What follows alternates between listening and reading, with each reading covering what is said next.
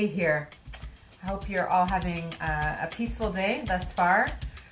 Clem and I just returned from picking a couple pieces up. One of them is beside me here. It is a beautiful antique dresser in amazing condition. We picked this up along with a matching desk, and it is from someone who's had it since they were young. It was their grandmother's, and like I said, it is in really great condition. It still needs to be sanded down and taken care of. The drawers were lined a long time ago, so it's well kept.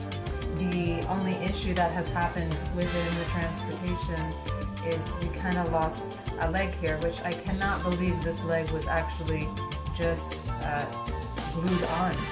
So I can't believe through all of this time that it has managed to make it intact. So I'm going to probably just nail them and secure all of the legs back, because I think keeping them on the casters really has that authentic old feel, and it's very cool. So I'm going to reinforce the legs, and I'll just do a once through with you just to show you the piece in its entirety so you can see the before, and I'm going to paint it probably a nice contemporary white, just an off-white, so it'll be extremely neutral for a dresser or a hallway, somewhere someone can put linens in, or tablecloths, anything. You know me, I love multifunctional. Love it. So let's get to it.